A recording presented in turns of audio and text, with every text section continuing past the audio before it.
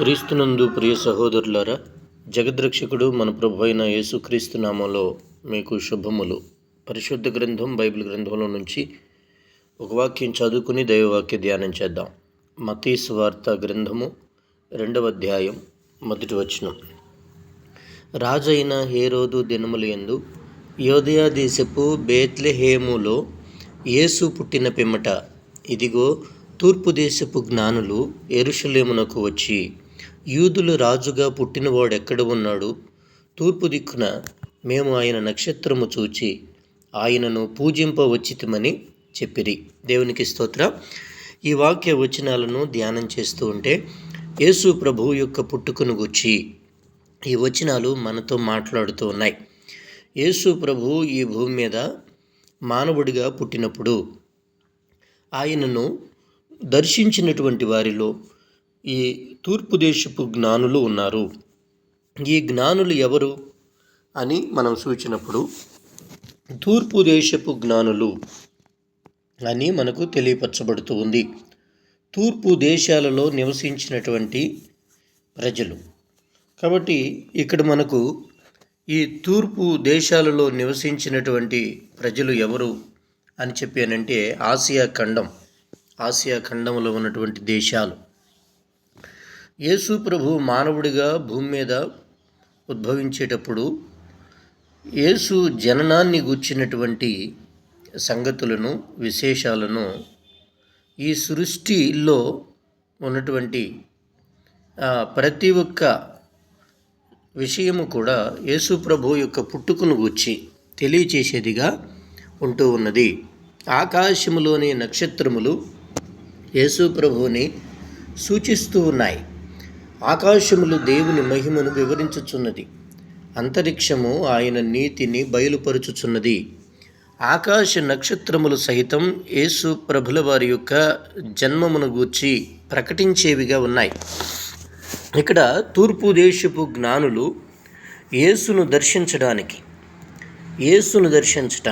వారంటున్నారు, యూదుల రాజుగా పుట్టినవాడు ఎక్కడ ఉన్నారు? ఈ యూదుల రాజు యేసు ప్రభు యూదుల రాజు అని తన బాల్యమునందే పిలువబడుతూ ఉన్నారు.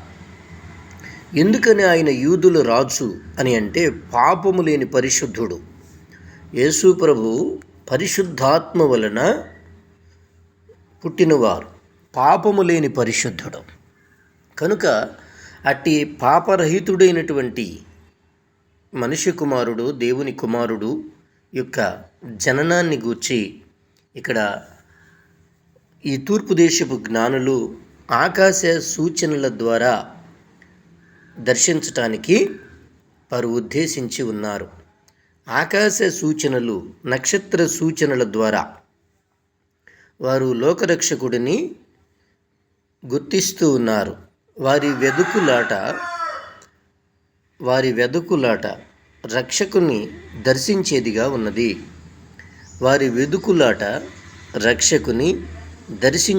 ఉన్నది. కీర్తనల గ్రంథమంది ఆయనను వెదుకువారు ఆయనను కనుగొందురు. యేసు దేవుడిని ఎవరు వెదుకుతారో వారు ఆయనను కనుగొందురు అని మనం వాక్యంలో చదువుతూ ఉన్నాం. కాబట్టి ఇక్కడ తూర్పు దేశపు జ్ఞానులు ఎవరు? ఈ తూర్పు దేశపు జ్ఞానులు అనే విషయాలను మనం వాక్యంలో స్పష్టంగా ధ్యానించటానికి ఉద్దేశించినప్పుడు జ్యోతిష్య శాస్త్రజ్ఞులు ఈ జ్ఞానులుగా పిలువబడుతూ ఉన్నారు. వీరు పారసీక, బబులోను దేశాలకు చెందినటువంటి జ్ఞానులుగా గుర్తించబడుతూ ఉన్నారు. వీరికి ప్రత్యేకమైన రహస్య జ్ఞానం ఉందని వీరు నమ్మేటటువంటి వారు.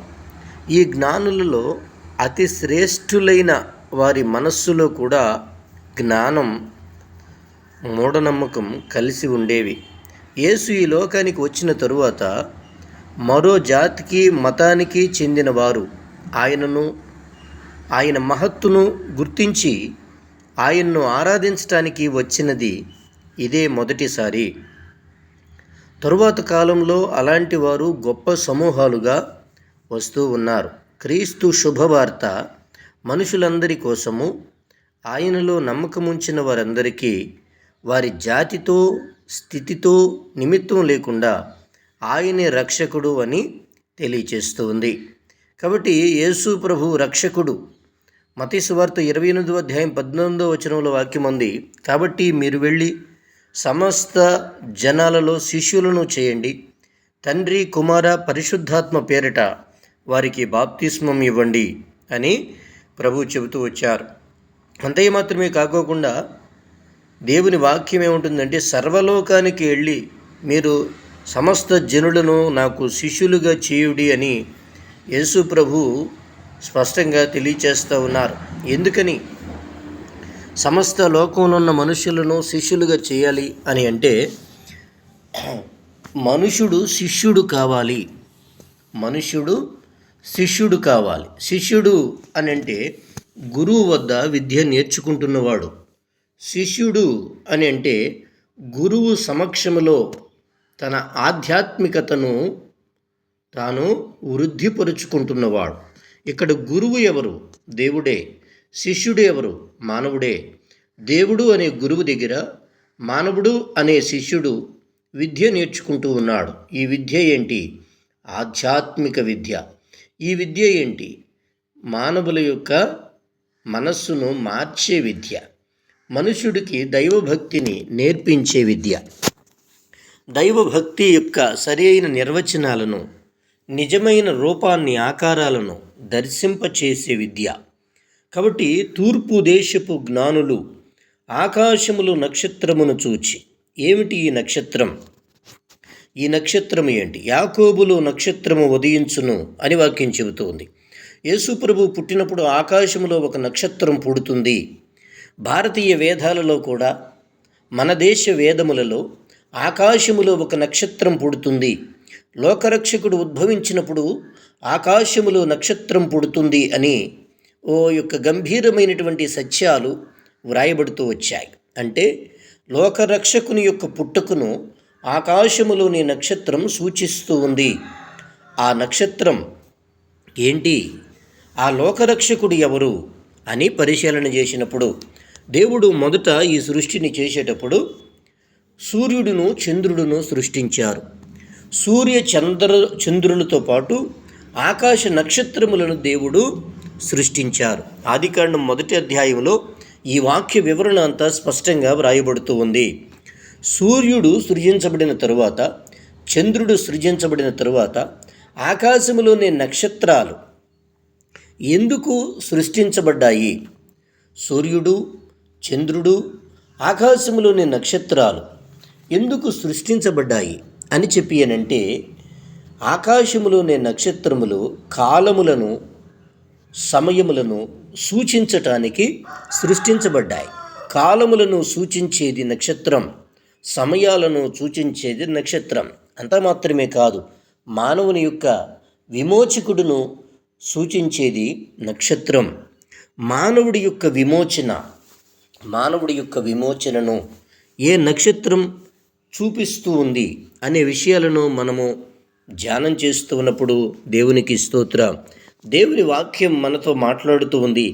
ఈ లోక సంబంధమైనటువంటి పాపాలలో, శాపాలలో నడుచుకుంటున్న మానవాళిని రక్షించి వారి జీవితాలకు మేలుకరమైన మార్గాన్ని చూపి వారిని సంతోషభరితులుగా క్రీస్తు యొక్క భక్తి మార్గంలో నడిపించేటటువంటి ఈ దేవుని మాటలు ఏవైతే ఉన్నాయో, ఈ దేవుని సన్నిధి ఏదైతే ఉందో, ఈ సన్నిధి నిత్యము కూడా దైవభక్తి యొక్క మార్గాన్ని సూచించేదిగా ఉంటూ ఉంది. దేవునికి స్తోత్ర.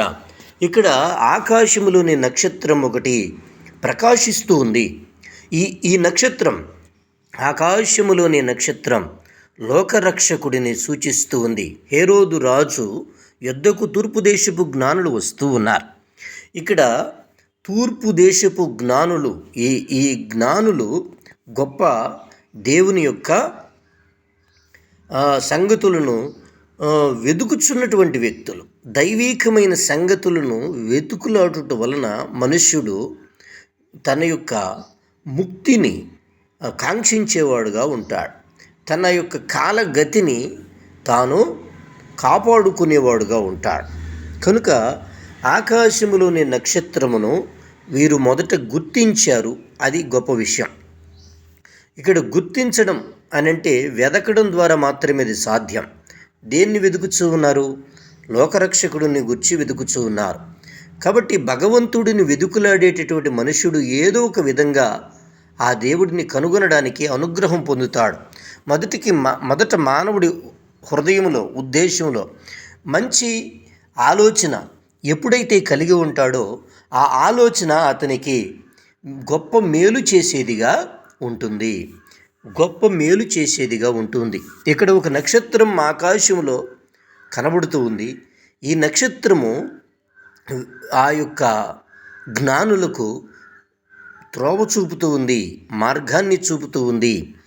ఈ నక్షత్రము జ్ఞానులకు లోకరక్షకుడిని సూచిస్తూ ఉంది. కనుక ఈ యొక్క వెదుకులాట ఏదైతే ఉందో, ఈ వెదుకులాట ఏంటి? మానవుడు ఈ లోకంలో దేవునికి స్తోత్ర నిజ దేవుని యొక్క జాడను తాను గుర్తించటానికి మానవుడు దేవునికి స్తోత్ర ఆకాశమందలి దేవుడిని గురించి వెతుకుతూ ఉన్నాడు. ఈ లోకంలో మనుషుడు సాధారణంగా గమనించినప్పుడు భగవంతుడు ఆయన యొక్క గొప్పతనం గురించి అన్వేషణ చేసేటప్పుడు, పరిశీలన చేసేటప్పుడు మానవుడి ఊహకు, ఆలోచనకు అందనంత గొప్పదిగా దేవుని నామం, దేవదేవుడి యొక్క మహిమ ఉంటుంది. దేవుడి నామం, దేవదేవుని మహిమ మానవుడి ఆలోచనకు అందనంత ఉన్నతంగా ఉంటుంది. ఈ లోకంలో ఉన్న పరిస్థితులను చూసి మనిషి తన యొక్క తెలివి తక్కువతనం వలన, అవివేకం వలన, అజ్ఞానం వలన తాను సమస్య మార్గంగా ప్రయాణించేవాడుగా ఉంటాడు. సమస్య మార్గంలో మనిషి ప్రయాణించడానికి కారణం ఏంటి? తాను చేస్తున్న యోచన, తాను నడుస్తున్నటువంటి మార్గం అతనికి కష్టాన్ని తెచ్చిపెట్టేదిగా ఉండడానికి ఆ వ్యక్తి యొక్క ఉద్దేశం బలహీనమైనదిగా ఉండడమే. దేవునికి స్తోత్రం. కనుక మనము ఈ వ్యక్తులు దేవుడిని వెతుకుతూ ఉన్నారు. దేవుడిని వెదికే ప్రతి మనిషి కూడా ఇక్కడ దేవుడిని వెదకడం అంటే ఏంటి అని అంటే, ఇశ్రాయేలు ప్రజలకు దేవుడు తనను తాను ప్రత్యక్షపరుచుకుంటే లోకంలో ఉన్న మిగతా జాతుల ప్రజలకు దేవుడు తన ప్రత్యక్షతను అగోచరంగానే ఉంచారు. మానవుడే తడవలాడి దేవుడిని తెలుసుకొనవలసిన వాడుగా కనబడుతూ ఉన్నాడు. తడవలాడి దేవుడిని తెలుసుకుంటున్నటువంటి వారిలో జ్ఞానులు ఒకరు అని వాక్యంలో చదువుకుంటాం. తడవలాడి దేవుడిని తెలుసుకుంటున్నారు. ఆకాశ నక్షత్ర సూచనలను వారు గుర్తిస్తూ ఉన్నారు. కనుక లోకరక్షకుడు ఉద్భవించినప్పుడు ఆకాశములో ఒక నక్షత్రం ఆయనను సూచిస్తూ ఉంది అని వాక్యం చెప్పినట్లుగా దానియేలు గ్రంథం 12వ అధ్యాయం 4వ వచనం 5వ వచనాల్లో వాక్యం ఉంటుంది, ఎవరు అనేకులను నీతి మార్గములో నడుచున్నట్లు త్రిప్పుదురో వారు ఆకాశములోని నక్షత్రముల వలె ప్రకాశించెదరు. కనుక ఎవరు అనేకులను నీతి మార్గంలోనికి త్రిప్పుదురో, కనుక ఈరోజు ఈ నక్షత్రాలు ఎవరు అని అంటే క్రీస్తును బోధించే బోధకులు, క్రీస్తును బోధించే దైవ సేవకులు. కాబట్టి ఈ యేసును ఎవరైతే తెలియచేసేవారుగా ఉన్నారో వారు నక్షత్రాలు అని పిలువబడతారు అని వాక్యంలో ధ్యానం చేస్తూ ఉన్నాం. కాబట్టి మనం యేసును కలుసుకోవాలి, యేసును దర్శించాలి అని చెప్పానంటే వాక్యాన్ని గురిగా పెట్టుకుని నడిచేవారంగా ఉండాలి. దేవుని వాక్యము నక్షత్రము వలె క్రీస్తు యొద్దకు నడిపించేదిగా ఉన్నది. యేసును దర్శించటానికి, యేసుతో మాట్లాడడానికి, యేసుతో నివసించడానికి, యేసుతో కూడా నడవడానికి దేవునికి స్తోత్రం. వాక్యము నక్షత్రము వలె మనిషిని నడిపించేదిగా ఉన్నది. కనుక ఎవరైతే దేవుని యొక్క పరిశుద్ధ వాక్యాన్ని ధ్యానించి, ఆ వాక్యాన్ని పఠించి, వాక్యములో ఉన్నటువంటి సత్యాలను గుర్తించటానికి ఎవరైతే మనస్సు నిలుపుతారో అట్టివారందరినీ కూడా ప్రభు అంటూ ఉన్నారు కదా, దేవునికి స్తోత్రం. దేవుడి యొక్క దైవత్వం అనేది తెలియపరచబడడానికి, స్పష్టీకరించడానికి అది ఉద్దేశం కలిగి ఉంటుంది. దేవుడు అంటే ఎవరు? దేవుడు అంటే ఏంటి? యేసు దేవుడు అనంటే అది ఆయన ఎలా చెప్పేవారుగా ఉన్నారు అనే ఈ విషయాలన్నిటినీ కూడా తెలుసుకోవడానికి మానవుడు తన యొక్క అజ్ఞానాన్ని విడిచిపెట్టాలి, అవివేకాన్ని విడిచిపెట్టాలి. దేవుడు అనుగ్రహించేటటువంటి జ్ఞానం వైపుకు చూచి దేవుడి యొక్క మార్గాలను వెదికేటటువంటి మనిషిగా ఉండి తన మనస్సును ఎవరైతే నిలుపుదల చేసుకుని భగవంతుడి వైపుకు చూచేవారుగా ఉంటారో అట్టివారు ఆయన యొక్క మార్గాన్ని గుర్తించేవారుగా ఉంటారు. నేను దీవించబడాలి, నేను ఆశీర్వదించబడాలి అని కోరుకుంటే దేవుడు అనేవారిని, యేసు ప్రభు అనేవారిని స్తుతించే బిడ్డలుగా ఉండాలి. యేసు ప్రభు యొక్క నామం యొక్క గొప్పతనం ఏంటి అనేది తెలుసుకునేవారుగా ఉండాలి. దేవుడి యొక్క గొప్పతనాన్ని తెలుసుకోవడానికి మానవుడు తన జ్ఞానమంతటితో, తనకున్న వివేకమంతటితో ఆ భగవంతుడి యొక్క నామ మహిమలను ధ్యానించేవారుగా ఉంటే యేసు ప్రభు నిశ్చయంగా ఖచ్చితంగా ప్రతి మనిషికి కూడా తన యొక్క సన్నిధి యొక్క మార్గాన్ని చూపిస్తారు. కనుక అట్టి యేసుదేవుని యొక్క రక్షణను తెలుసుకొనడానికి, యేసుదేవుని యొక్క ఆ యొక్క మహిమను తెలుసుకోవడానికి ప్రతి మనిషి కూడా ఆయన యందు భయభక్తులు కలిగిన వారై, ఆయన వాక్యాన్ని ధ్యానించేవారై, ఆయన వాక్యాన్ని ప్రేమించేవారై, ఆయన సన్నిధిని ప్రేమించేవారై, ఆయన భక్తిని గుర్తించేవారై, సమస్త దుర్మార్గము నుండి, దుష్టత్వము నుండి విడిపించబడడానికి వారు ఇష్టము కలిగిన వారై ఆ నీతి మార్గంలో నడుచుకోవడానికి, దేవుడు నడిపించేటటువంటి విధానానికి ఎవరైతే విధేయులవుతారో అట్టి వారందరూ కూడా క్రీస్తు దేవుని దైవత్వమును చూచేవారుగా ఉంటారు. అటువారికి సకల వేదములలో ఉన్నటువంటి క్రీస్తు ప్రభుల వారు దర్శనమిస్తారు. కనుక అట్టి క్రీస్తు దర్శనం పొంది ఆయన నామాన్ని మహిమపరుస్తూ ఆయన సన్నిధిలో నిలిచియుందురుగాక. ఆమేన్.